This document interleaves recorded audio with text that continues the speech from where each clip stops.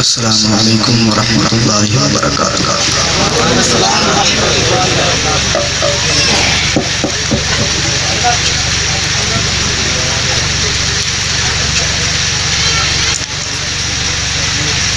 الحمد للہ رب العالمین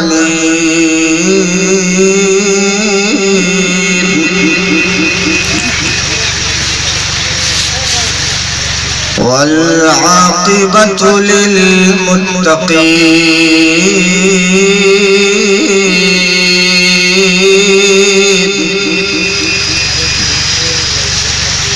والصلاة والسلام على سید الانبیاء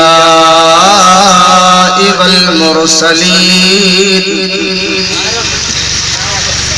وعلى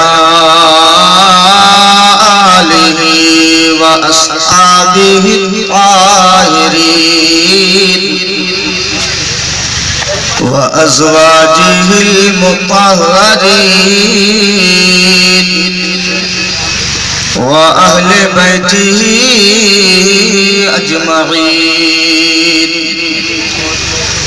أما بعد فقد قال الله تبارك وتعالى في القرآن المجيد: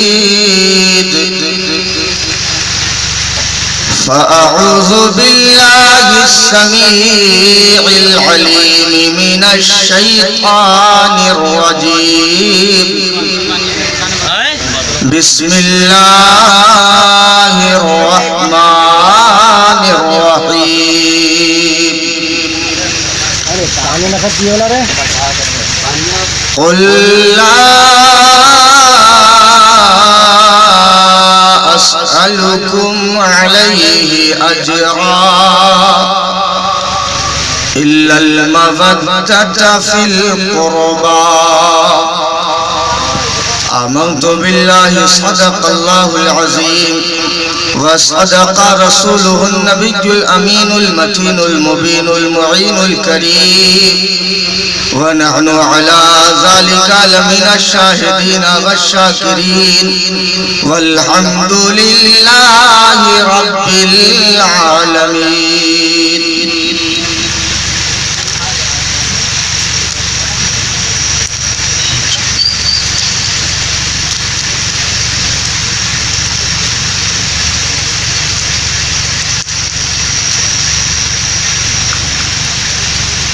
قابل مبارکباد ہے آپ سبھی حضرات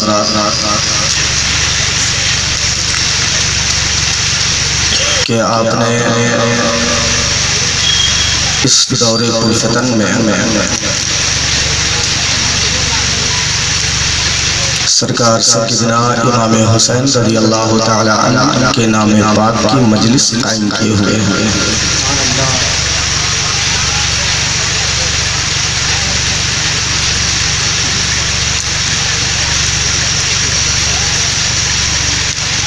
حسین اعظم رضی اللہ تعالی عنہ کی مجلس میں سارے لوگ نہیں بیٹھتے، حسین کا ذکر سارے لوگ نہیں سنتے، حسین پاک رضی اللہ تعالی عنہ کو سارے لوگ یاد بھی نہیں کرتے، جسے اللہ رب العالمین پسند فرماتا ہے وہ حسین اعظم کی یاد میں بیٹھتا ہے، حسین کی یاد مناتا ہے، اور حسین پاک کے ذکر خیر کو کرنا بہتر اور باعث خیر و برکت سمجھتا ہے. مبارکباد کے لائق ہیں آپ سبھی حضرات.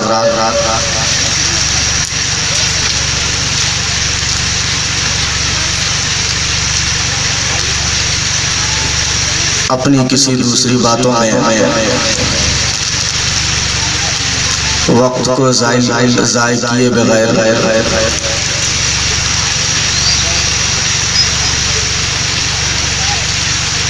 اپنے موضوع سے اپنی باتوں کو ملاتے ہوئے آپ کی سماعتوں کے حوالے چند باتیں کر دوں۔ قبل اس سے رسول اعظم صلی اللہ علیہ وسلم کی پاکیزہ بارگاہ میں غلامی کا خراج پیش کیجئے درود شریف کی شکل میں۔ اللہم صلی علی سیدنا سیدنا و مولانا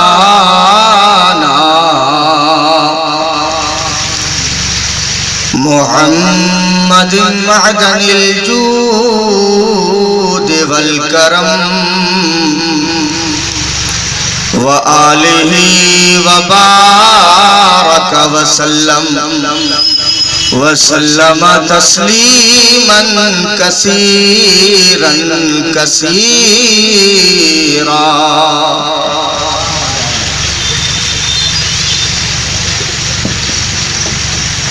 وہ راستہ ہے اور راستے میں گاڑیاں چلتی رہتی ہیں۔ مجھ کو یقین ہے کہ آپ سارے لوگ گاڑی برابر دیکھے ہوں گے، بلکہ آج کے اس دور جدید میں سارے لوگوں کے پاس گاڑیاں موجود ہیں، اس لیے دوسری گاڑیوں کی طرف نظر کیے بغیر تھوڑی دیر کے لیے میں آپ کے سامنے کھڑا ہوں، مجھے برداشت کر لیجئے۔ ایک بار اور محبت کے ساتھ درود شریف پڑھیے۔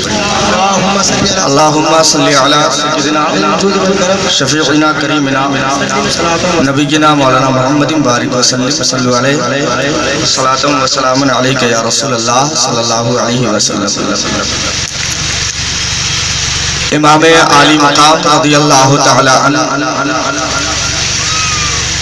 سے جو لوگ محبت کرتے ہیں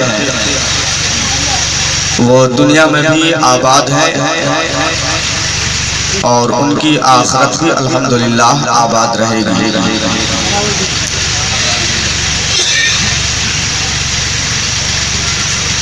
حسین اعظم رضی اللہ تعالی عنہ کی محبت میں مرنے والا آدمی رب کی بارگاہ میں مقبول ہوتا ہے۔ حدیث پاک ہے من مات علی حب آل محمد صلی اللہ علیہ وسلم مات مؤمنا، یعنی جو آدمی نبی کی آل کی محبت میں مرتا ہے وہ آدمی مومن مرتا ہے۔ سبحان اللہ۔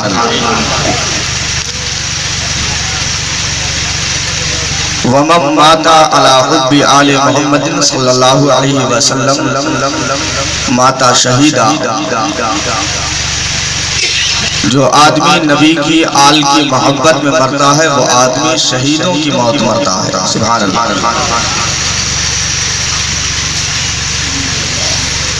وَمَن مَاتَ عَلَى حُبِّ آلِ محمد صلی اللہ علیہ وسلم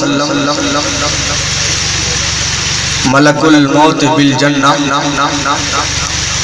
ثم منکر نکیر، یعنی جو آدمی نبی کی آل کی محبت میں مرتا ہے مرنے سے پہلے اس کو ملک الموت جنت کی خوشخبری سناتے ہیں، اور جب وہ قبر میں جاتا ہے تو منکر نکیر اس کا استقبال کرتے ہیں اور جنت کی بشارت دیتے ہیں۔ سبحان اللہ۔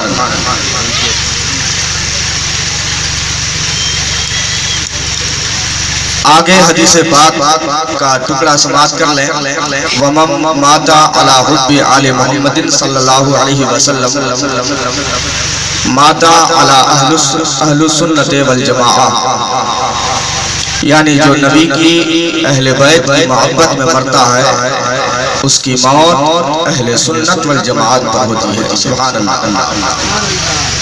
ہم لوگ مسلک اہل سنت والجماعت کے ماننے والے، جس کا دوسرا نام مسلک اعلیٰ حضرت ہے، اسی مسلک اعلیٰ حضرت کے سائے میں ہم اور آپ زندگی بسر کرنے والے ہیں۔ جو نبی کی اہل بیت کی محبت میں مرتا ہے وہ آدمی کامیاب ہوتا ہے، لیکن جو نبی کی اہل بیت سے دشمنی بغض و عناد اپنے دلوں میں رکھتا ہے اور پھر اس بغض و عناد کو لے کر جاتا ہے تو حدیث پاک میں ہے وَمَن مَاتَ عَلَى بُغْضِ آلِ مُحَمَّدٍ صلی اللہ علیہ وسلم مَاتَ کافرا، یعنی جو شخص نبی کی اہل بیت کی دشمنی میں مرتا ہے وہ آدمی کافر مرتا ہے۔ اللہ اکبر۔ حدیث پاک کے ذریعے یہ بات واضح ہوتی ہے کہ جو نبی سے اور نبی کی آل سے محبت کرنے والے لوگ ہیں، جب ان کی موت ہوتی ہے تو وہ شہیدوں کی موت مرتے ہیں، وہ مومنوں کی موت مرتے ہیں، اور جو نبی کی اہل بیت کی دشمنی کو اپنے ساتھ لے کر جاتا ہے وہ کافر مرتا ہے، اس کی آخرت بہتر نہیں ہوتی، وہ آخرت میں معذب کیا جائے گا اور اسے بھیانک اور دردناک سزا دی جائے گی۔ نبی اکرم صلی اللہ علیہ وسلم کے چہیتے نواسے امام حسین کی یاد، حسین پاک کی محبت میں ہم اور آپ بیٹھے ہیں، ذرا دیکھیں کہ حسین پاک ہم سے، آپ سے اور دنیا کے لوگوں سے کتنی محبت فرمایا کرتے تھے۔ نبی اکرم صلی اللہ علیہ وسلم کے نواسے امام حسین رضی اللہ تعالی عنہ امت مسلمہ سے بے پناہ محبت فرماتے تھے۔ کہیں سبحان اللہ، سبحان اللہ بولنا چاہیے۔ حدیث پاک میں بے شمار فضیلتیں ہیں۔ میرے سرکار صلی اللہ علیہ وسلم کی ایک حدیث سن لیں چونکہ نہایت ہی سنجیدگی کا ماحول ہے، اس لیے ایک حدیث پاک سنیں۔ آقا ارشاد فرماتے ہیں سبحان اللہ نصف المیزان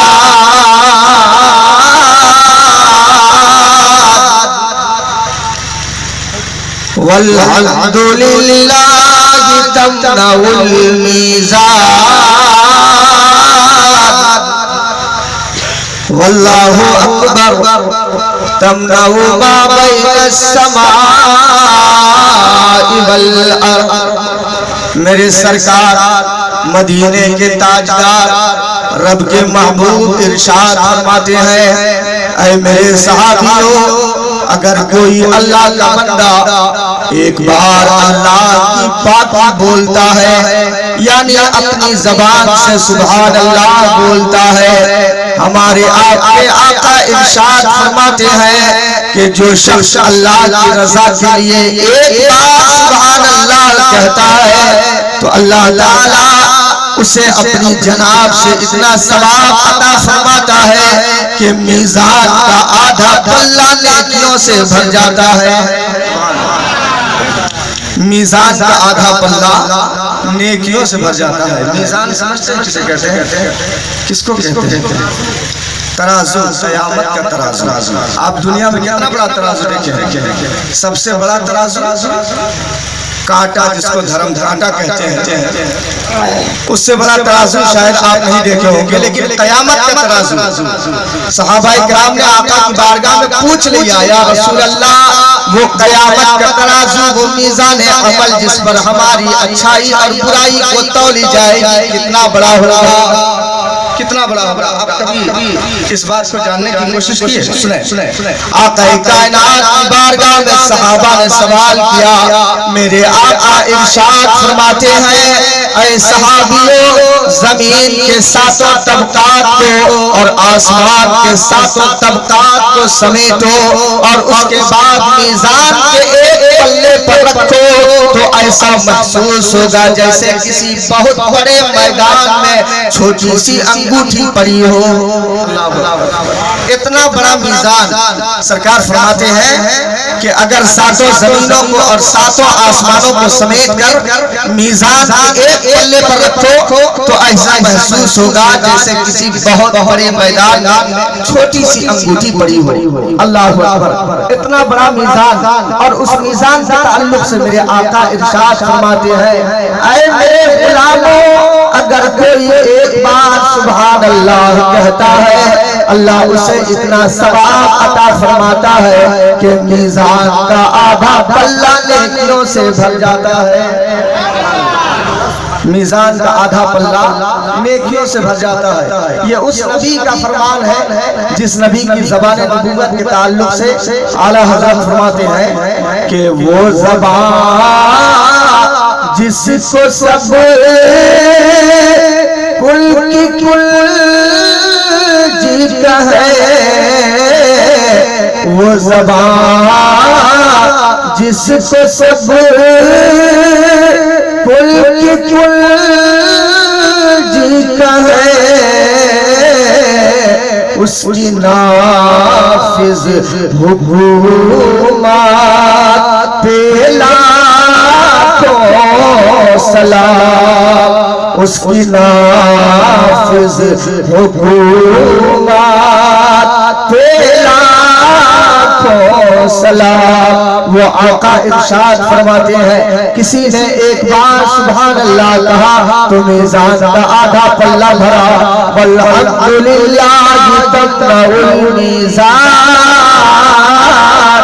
اور اے میرے صحابیوں، اگر کوئی ایک بار اللہ رب العالمین کی بڑائی اپنی زبان سے الحمدللہ کہتا ہے، میرے سرکار ارشاد فرماتے ہیں رب العالمین اسے اتنا ثواب عطا فرماتا ہے کہ میزان کا آدھا پلہ جو نیکیوں سے خالی تھا، اللہ رب العالمین اب اسے نیکیوں سے پر فرما دیتا ہے.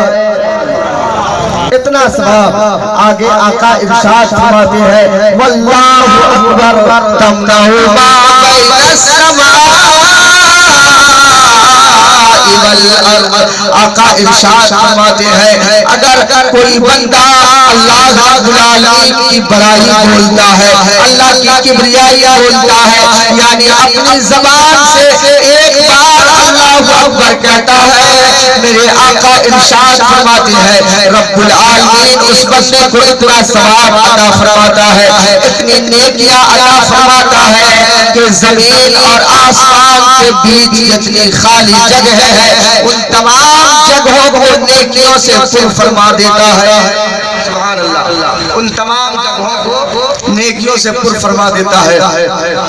یہ سبحان اللہ الحمدللہ فضیلت ہے جو آپ بیٹھ کر بول رہے ہیں. الحمدللہ آپ بہت اچھا سن رہے ہیں. ذرا سنیں جس حسین کی یاد میں ہم اور آپ بیٹھے ہیں، وہ حسین ہم سے کتنی محبت کرتے تھے. تو روایتوں میں آتا ہے امام علی مقام رضی اللہ تعالی عنہ کا بچپنا ہے اور سیدہ فاطمہ الزہرا رضی اللہ تعالی عنہ اپنے شہزادے حسین پاک کو اپنا جنتی دودھ پلاتی ہیں اور اس کے بعد اپنے بیٹے حسین کو جھولے میں لٹا کر کے فاطمہ الزہرا رب کی بارگاہ میں سجدہ ادا کرنے کے لیے کھڑی ہو جاتی ہیں. اللہ اکبر. اتنے میں جب حضرت فاطمہ الزہرا نے نماز کے لیے نیت باندھ لی تو ادھر حضرت امام حسین جھولا میں رونے لگے. اللہ اکبر. امام علی مقام کی عمر اس وقت صرف 6 مہینہ ہے. 6 مہینے کی عمر پاک ہے. امام علی مقام جھولا میں رونے لگے. حضرت فاطمہ الزہرا نماز پڑھ رہے ہیں. ذرا دیکھیں کہ جس حسین کی یاد میں ہم بیٹھے ہیں اللہ رب العالمین اس حسین سے کیسی محبت فرماتا ہے. رب العالمین جبریل امین کو حکم دیتا ہے اے سید الملائکہ جاؤ دیکھو میری بندی فاطمہ میری بارگاہ میں سجدہ ریز ہے اور اس کا بیٹا جھولے میں رو رہا ہے. یہ مجھے گوارا نہیں کہ فاطمہ میرا سجدہ کرے اور فاطمہ کا بیٹا جھولے میں روئے. اس لیے حسین جاؤ، اس لیے اے جبریل جاؤ اور جا کر کے حسین کے جھولے کو جھلاؤ. اللہ اکبر. حضرت جبریل امین کو پروردگار عالم نے حکم دیا سید الملائکہ اپنے تمام کاموں کو چھوڑ کر کے رب العالمین کے حکم کی تعمیل کرتے ہوئے زمین پر آتے ہیں. سیدہ فاطمہ کے گھر تشریف لاتے ہیں. کیا دیکھا؟ واقعی فاطمہ الزہرا سجدے میں ہے اور امام حسین رو رہے ہیں. حضرت جبریل امین رب العالمین کے حکم کی تعمیل کرتے ہوئے امام حسین کے جھولے کو جھلانے لگتے ہیں. امام علی مقام کے جھولے کو جھلانے لگے. حسین کا جھولا حضرت جبریل جھلا رہے ہیں، مگر حسین خاموش نہیں ہو رہے ہیں۔ حضرت جبریل تڑپ کر اللہ کی بارگاہ میں کہتے ہیں، اے پروردگارا، تو نے حکم دیا میں حسین کے جھولے کو جھلا رہا ہوں، لیکن حسین خاموش نہیں ہوتا۔ اللہ رب العالمین نے فرمایا، جبریل اسے اپنے سینے سے لگا کر دیکھو، شاید کہ حسین خاموش ہو جائے۔ حضرت جبریل امین امام حسین کو اپنے سینے سے لگاتے ہیں، اپنی گود میں اٹھاتے ہیں، اپنے کافری ہونٹ کو ان کے ہونٹ سے مس کرتے ہیں، مگر حسین ہے کہ خاموش نہیں ہو رہے ہیں۔ حضرت جبریل امین اللہ کی بارگاہ میں کہتے ہیں، اے پروردگارا، تیرے حکم سے جھولا جھلایا، حسین خاموش نہیں ہوئے، حسین کو سینے سے لگایا، حسین خاموش نہیں ہوئے، مولا اب کیا کیا جائے؟ تو پروردگار عالم ارشاد فرماتا ہے، جبریل حسین کو اپنی گود میں لیے ہو، ہاں مولا حسین کو گود میں لیے ہوئے ہو۔ رب العالمین ارشاد فرماتا ہے، تو حسین کو پوری دنیا دکھا دو، ساتوں زمین کا دیدار کرا دو، ساتوں آسمان کا معائنہ کرا دو، جنت و جہنم کو معائنہ کرا دو، عرش و کرسی کا دیدار کرا دو، شاید حسین خاموش ہو جائے۔ جبریل امین پروردگار کے حکم کی تعمیل کرتے ہوئے امام حسین کو سینے سے لگائے ہوئے ساری کائنات کا دیدار کرا رہے ہیں، ساری کائنات کا معائنہ کرا رہے ہیں، زمین و آسمان دکھا دیا گیا ہے، جنت و دوزخ کا دیدار کرا دیا گیا ہے، عرش و کرسی کا معائنہ کرا دیا گیا ہے۔ حضرت جبریل امین دیکھ رہے ہیں کہ سب کچھ حسین کو دکھایا گیا، مگر حسین خاموش نہیں ہو رہے ہیں، حسین روتے چلے جا رہے ہیں، حسین کی آنکھ آنسو بہاتے چلی جا رہی ہے۔ آخر کیا سبب ہے کہ حسین 6 مہینے کی عمر میں ہے اور اتنا زیادہ رو رہے ہیں، اتنا زیادہ آنسو اپنی آنکھ سے بہا رہے ہیں، اس قدر روئے جا رہے ہیں کہ سید الملائکہ چپ کر رہے ہیں، سید الملائکہ خاموش کرنے کی کوشش کر رہے ہیں، مگر حسین خاموش نہیں ہو رہے ہیں۔ اللہ رب العالمین کی بارگاہ میں جبریل امین عرض کرتے ہیں، اے پروردگارا اب کیا کیا جائے؟ اب حسین کو کیسے خاموش کیا جائے؟ اب حسین سے جواب کیسے لیا جائے؟ رب العالمین ارشاد فرماتا ہے، اے جبریل سنو، میں حسین کو قوت گویائی عطا کرتا ہوں، حسین سے بولنے کی طاقت دیتا ہوں۔ تم حسین سے پوچھو کیوں روتے ہو، تم حسین سے پوچھو کیوں رو رہے ہو۔ حضرت جبریل امین امام حسین کو گود میں لیے ہوئے ہیں، اللہ اکبر، 6 مہینے کی عمر ہے اور عرش کے سائے میں حضرت جبریل امین حسین اعظم کو لیے ہوئے ہیں۔ رب العالمین نے اسی 6 مہینے میں امام حسین کو بولنے کی طاقت دے رہا ہے، بولنے کی صلاحیت عطا فرما رہا ہے۔ جب حسین اعظم کو قوت گویائی مل گئی، بولنے کی صلاحیت مل گئی، تب جبریل امین نے امام حسین سے سوال کیا، اے حسین بتاؤ تمہاری آنکھ آنسو کیوں بہا رہی ہے؟ اے حسین بولو تم کیوں رو رہے ہو؟ ارے تیرا جھولا سید الملائکہ جھلایا لیکن تم خاموش نہیں ہوئے، تجھے سید الملائکہ نے سینے سے لگایا، تم خاموش نہیں ہوئے، تجھے سارے فرشتوں کے سردار نے اپنی گود میں لے کر کے پوری کائنات کا دیدار کرا دیا رب کے حکم سے، لیکن تم خاموش نہیں ہو رہے ہو۔ حسین تیرے رونے کی وجہ کیا ہے؟ تیری آنکھ سے آنسو بہانے کی وجہ کیا ہے؟ تو امام حسین کا جواب سنے۔ امام علی مقام اللہ رب العالمین کے اس مقرر فرشتے حضرت جبریل امین سے کہتے ہیں، اے جبریل سنو، پروردگار کی بارگاہ میں کہو کہ جب تک رب العالمین میرے نانا مصطفیٰ کے غلاموں کی بخشش نہ فرما دے گا اس وقت تک میں خاموش نہیں ہوں گا۔ اللہ اکبر، اس وقت تک میں چپ نہیں ہوں گا۔ اللہ اکبر۔ رب العالمین نے جب قوت گویائی عطا فرمائی، جبریل نے جواب سنا تو جبریل امین اللہ کی بارگاہ میں عرض کرتے ہیں، پروردگارا تو سن رہا ہے حسین کیا کہتے ہیں؟ تو حضرت جبریل سے اللہ نے فرمایا، اے جبریل تم میرے محبوب کے نواسے کو یہ بشارت دے دو کہ جب وہ آنسو بہا رہا ہے تو اس کے نانا کے غلاموں کی مغفرت ہو جائے گی۔ اللہ اکبر۔ یہ امام علی مقام کا ہم سے آپ سے محبت ہے، امام علی مقام ہم سے اس طرح محبت کر رہے ہیں۔ امام علی مقام نے جب بچپن میں ہم سے اس طرح پیار فرمایا ہے تو جب امام جوان ہوئے ہوں گے، امام علی مقام جب کربلا کے میدان میں پہنچے ہوں گے تو میدان کربلا میں امام علی مقام اپنے چاہنے والوں سے کس طرح پیار کرتے ہوں گے۔ حسین کے چاہنے والے یہاں بیٹھے ہیں، امام حسین کی یاد میں یہاں بیٹھے ہیں۔ ایک بات اچھی طرح اپنے ذہن نشی کر لیں کہ جو آدمی دنیا میں حسین اعظم کو یاد کرتا ہے، خدا کی قسم قیامت کے روز امام حسین کا سایہ اسے ملے گا، اور امام علی مقام رضی اللہ تعالی عنہ کے صدقے اسے جنت الفردوس میں جگہ ملے گی۔ امام علی مقام رضی اللہ تعالی عنہ کو آج بھی اگر آپ اس سرزمین سے پکارے تو حسین اعظم اپنے چاہنے والوں کی جھولیوں کو بھر دیا کرتے ہیں، حسین اپنے چاہنے والوں کی امیدوں کو پر فرمایا کرتے ہیں۔ امام علی مقام رضی اللہ تعالی عنہ جب کربلا کے میدان میں ہے، ذرا ایک واقعہ سن لے، کربلا کے میدان میں امام علی مقام ہے، اور میدان کربلا میں جب حضرت علی اصغر شہید ہو گئے تھے تو علی اصغر کی شہادت کے بعد امام علی مقام اسے اپنی گود میں لے کر کے واپس اپنے خیمے کی طرف آ رہے تھے۔ اس وقت ٹھیک جو ہے عبداللہ یمنی ایک شخص ہے جو یمن کا رہنے والا تھا اور ملک شام تجارت کے لیے گیا تھا، وہ واپس کشتی سے آ رہا تھا، اس کی کشتی بیچ دریا میں ڈوبنے لگی، اس کی کشتی بیچ دریا میں غرق ہونے لگی۔ اسی عالم میں اس نے امام علی مقام کو پکارا تھا، اس نے امام علی مقام کو پکارا تھا، یا حسین ابن علی اغثنی، اللہ اکبر۔ امام علی مقام کو پکارا۔ عبداللہ یمنی کہتے ہیں میں نے حسین کو پکارا، کیا دیکھا؟ حسین اعظم دریا کے کنارے موجود ہے، حسین کی گود میں کوئی بچہ ہے، اور حسین دھیرے دھیرے بڑھتے چلے آ رہے ہیں، آگے بڑھتے چلے آ رہے ہیں، قریب آئے اور ہماری کشتی کو ہاتھ لگا دیا کہ جو کشتی ڈوبنے والی تھی وہ ڈوبنے سے بچ گئی۔ سبحان اللہ سبحان اللہ۔ اللہ اکبر۔ امام علی مقام رضی اللہ تعالیٰ عنہ نے اپنا ہاتھ لگایا تو کشتی ڈوبنے سے بچ گئی۔ عبداللہ یمنی کہتے ہیں میں نے دیکھا حسین اعظم کے چہرے پر خون ہے، امام علی مقام کے جسم پاک پر خون ہے، اور حسین کی گود میں کوئی بچہ ہے۔ عبداللہ یمنی کہتے ہیں میں کشتی سے نیچے چھلانگ لگانا چاہ رہا تھا، تب تک امام فرماتے ہیں تمہیں نیچے آنے کی ضرورت نہیں ہے، تم جہاں جا رہے ہو جاؤ، اس وقت کربلا کے میدان میں ہوں اور یزیدیوں نے ہمیں گھیرا ہے۔ یزید کے پاس ہم اپنے بیٹے کے لیے پانی کے قطرات کا مطالبہ کرنے گئے تھے، مگر یزیدیوں نے میرے بیٹے علی اصغر کی طرف تیر چلایا ہے اور یہ جام شہادت نوش کر لیے ہیں۔ امام علی مقام رضی اللہ تعالیٰ عنہ میدان کربلا میں اس عالم میں بھی اپنے چاہنے والے کی مدد فرما رہے ہیں، جبکہ ان کی گود میں علی اصغر موجود ہے۔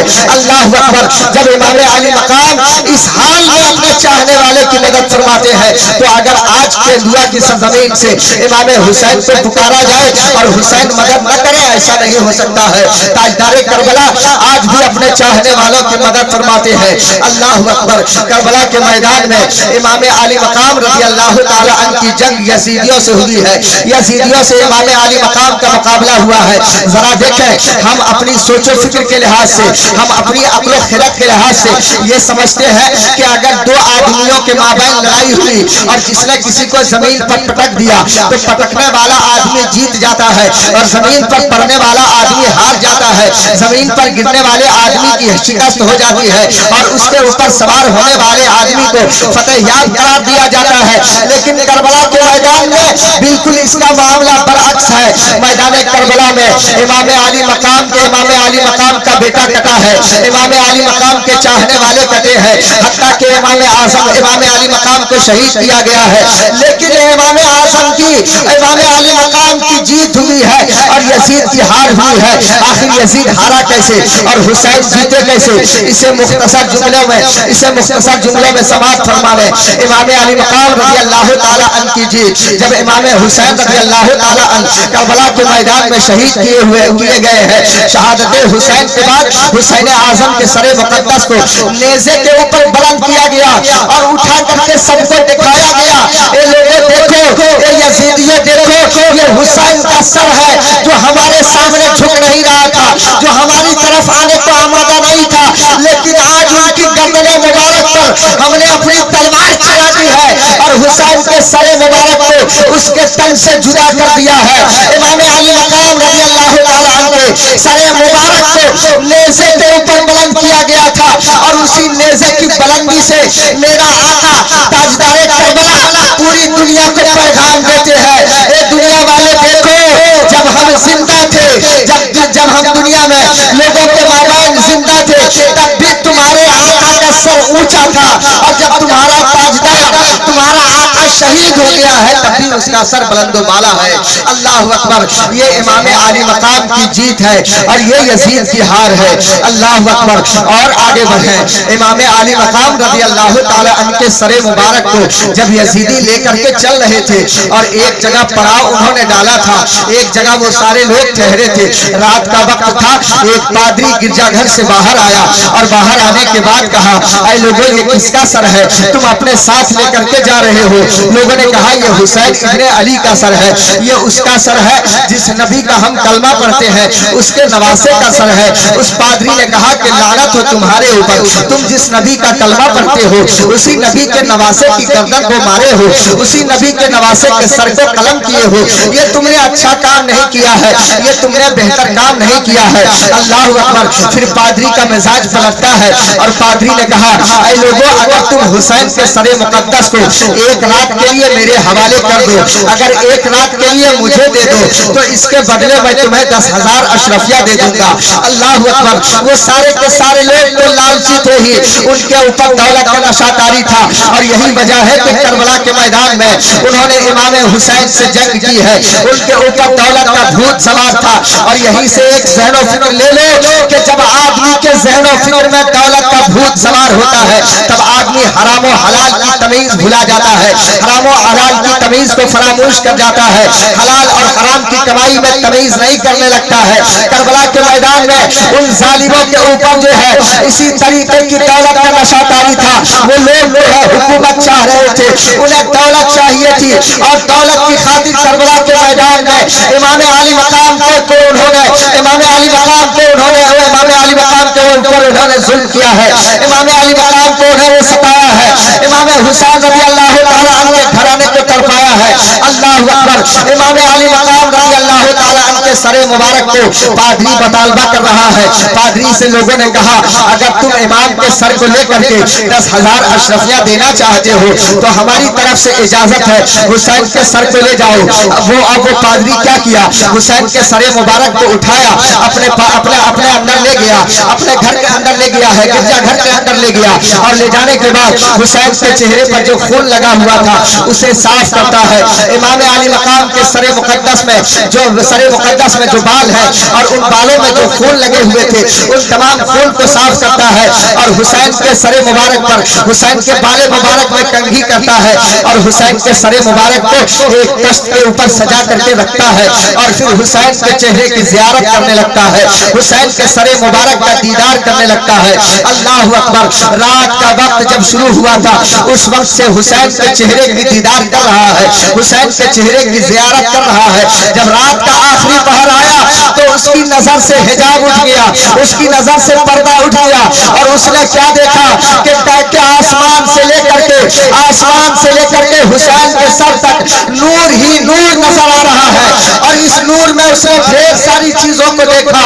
اب اس کے بعد اس نے بے ساختہ پکارا اور کہا، اے کربلا کے تاجدار، تم سچے ہو، تمہارے نبی سچے ہیں، تمہارے نانا سچے ہیں، تمہارا مذہب سچا ہے۔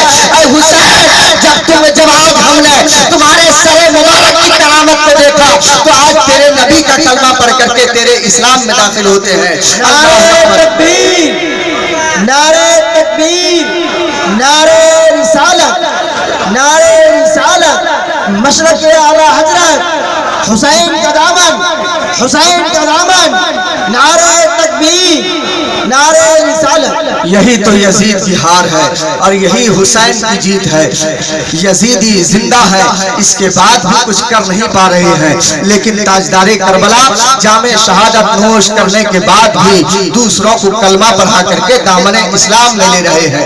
یہی حسین کی جیت ہے اور یہی یزید کی ہار ہے اور اسی لیے کہا گیا ہے کہ قتل حسین اصل میں مرگ یزید ہے، قتل حسین اصل میں مرگ یزید ہے اور اسلام زندہ ہوتا ہے ہر کربلا کے بعد، اسلام زندہ ہوتا ہے ہر کربلا کے بعد۔ اللہ اکبر. امام علی مقام رضی اللہ تعالی عنہ کے سر مبارک کو جب پادری اپنے گھر اپنے اندر اپنے پاس سے لیا اور لے کر کے گرجا گھر کے اندر گیا، اور جب صبح کو باہر نکلا تو اسلام میں داخل ہو چکا تھا، وہ مسلمان ہو چکا تھا.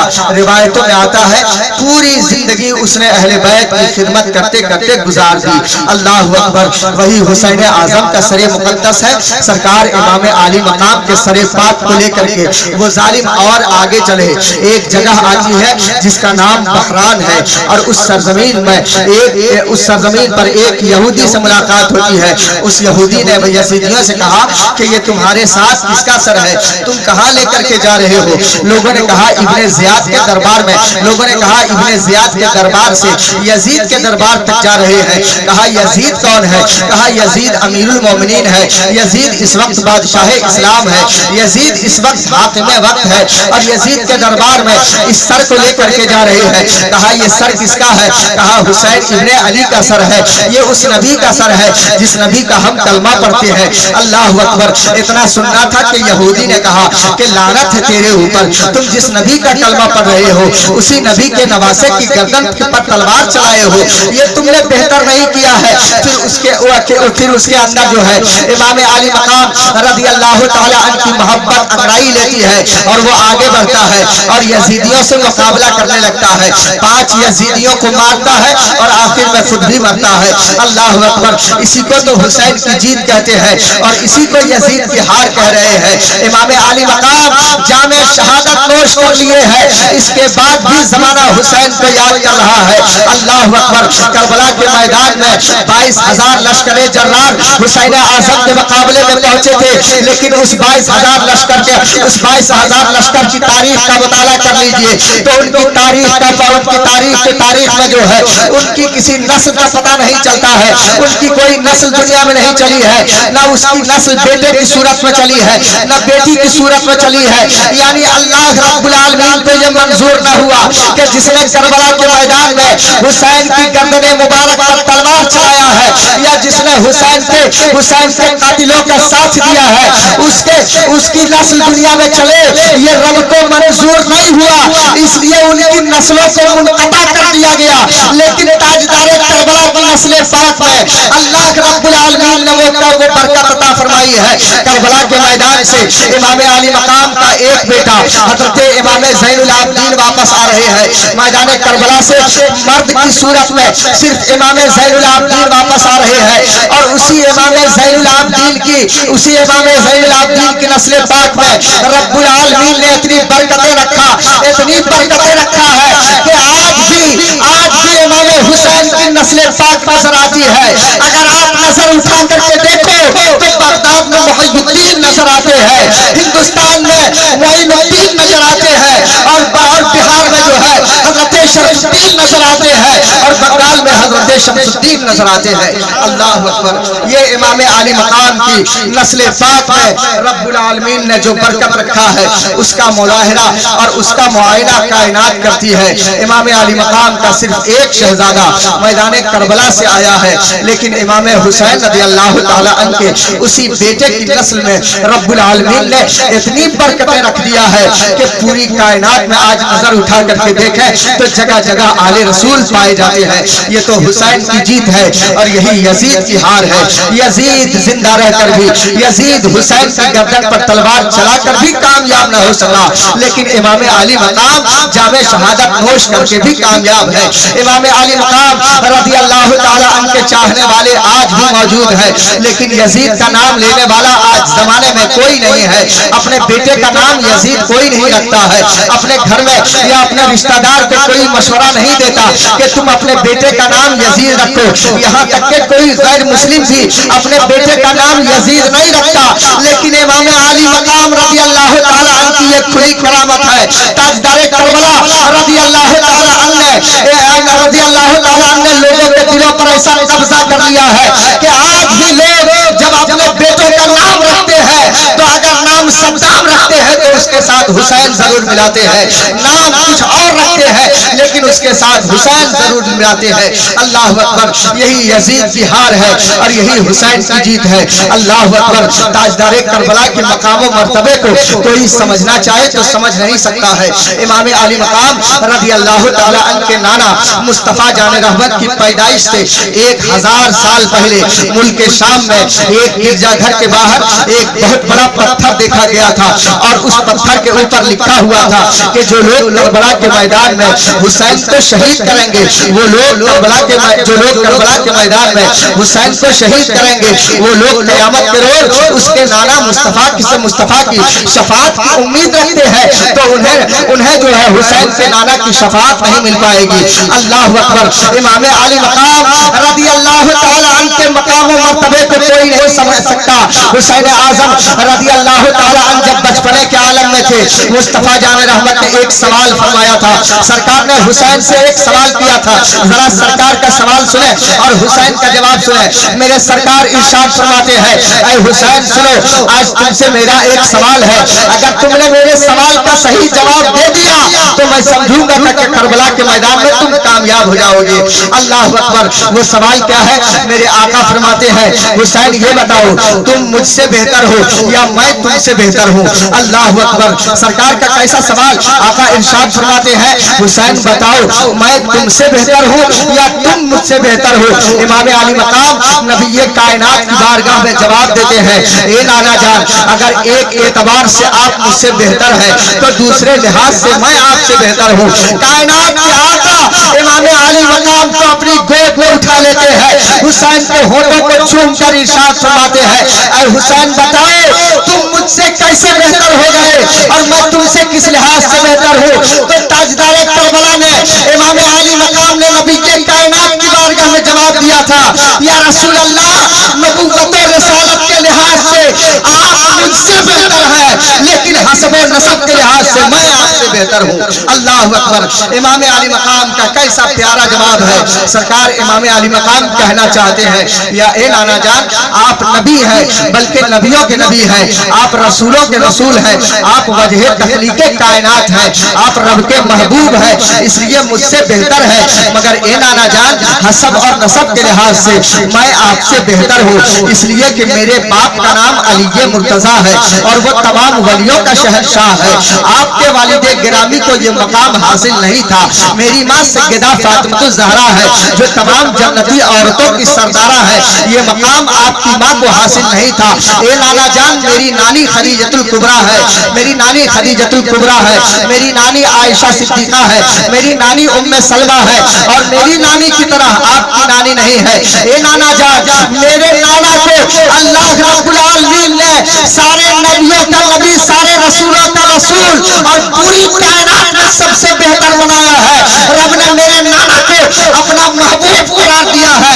या रसूल अल्लाह, आपके नाना को ये मकाम हासिल नहीं था, इसलिए नाना, अगर नबूवत और रिसालत के लिहाज से आप मुझसे बेहतर हैं तो हस्ब और नसब के लिहाज से मैं आपसे बेहतर हूँ। अल्लाह अकबर, इमाम आली मकाम का ऐसा प्यारा जवाब है। ताजदारे करबला रज़ी अल्लाह ताला अन्हु के मकाम और मनसब को भला कैसे कोई समझ सके। हुसैन आज़म रज़ी अल्लाह ताला अन्हु के ताल्लुक से आज के वहाबी देवबंदी कहते हैं कि करबला के मैदान में इमाम हुसैन पानी के लिए तरस गए या पानी के लिए तड़प गए। हकीकत ये नहीं है कि हुसैन पानी के लिए तड़पे हैं, बल्कि हकीकत ये है कि पानी हुसैन के होठों को चूमने से कासिर रह गया है। हुसैन आज़म के होठों को चूमने से जो है आजिज रह गया है। ताजदारे मदीना सल्लल्लाहु ताला अलैहि वसल्लम मदीने पाक में सहाबाए किराम के साथ चल रहे हैं और चल रहे हैं कि सरकार का गुजर उनकी बेटी हजरत फातिमा ज़हरा के घर से हो रहा है।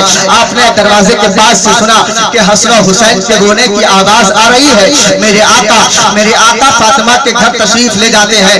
आका इरशाद फरमाते हैं, ऐ बेटी फातिमा बताओ कि मेरे नवासे ये हसन और हुसैन क्यों रो रहे हैं, ये अपनी आंख से आंसू क्यों बहा रहे हैं? फातिमा ज़हरा ने कहा, या रसूल अल्लाह, आज कई रोज से फाकों के हम शिकार हैं और दूध खुश्क हो गया है। हुसैन की ज़बान जो है सूख गई है।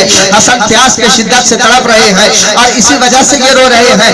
मुस्तफा जान रहमत सल्लल्लाहु अलैहि वसल्लम ने इमाम हुसैन को अपनी गोद में लेते हैं اور حسین اعظم کے منہ میں اپنی زبان مقدس کو ڈالتے ہیں اور فرماتے ہیں حسین چومو، حسین چومو، جتنا چومنا ہے، جوس لو جتنا چوسنا ہے۔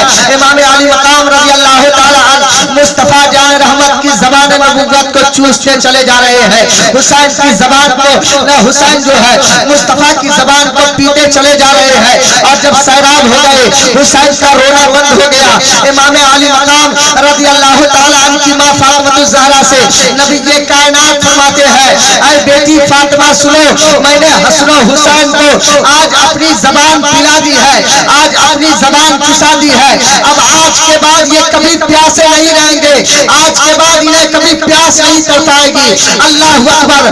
نبی یہ کائنات نے بہت پہلے مدینہ میں ارشاد فرما دیا تھا کہ حسین کو پیاس کی شدت نہیں تڑپائے گی، تو کربلا کے میدان میں بھلا حسین پیاس کی شدت سے کیسے تڑپتے؟ سرکار دو عالم صلی اللہ علیہ وسلم نے انہیں پہلے ہی جو ہے سیراب فرما دیا ہے۔ اس لیے امام علی مقام پانی کے لیے نہیں تڑپے، بلکہ نہر فرات امام حسین کے ہونٹوں کو بوسہ دینے سے قاصر رہ گیا۔ امام علی مقام رضی اللہ تعالی عنہ کی بارگاہ میں ہم سارے لوگ خراج عقیدت پیش کرنے کی غرض سے بیٹھے ہیں۔ اللہ رب العالمین کی بارگاہ میں دعا گو مولا تعالی ہم سارے لوگوں کی حاضری کو اپنی بارگاہ میں قبول فرمائے، امام علی مقام سے سچی پکی محبت کرنے کی توفیق عطا فرمائے۔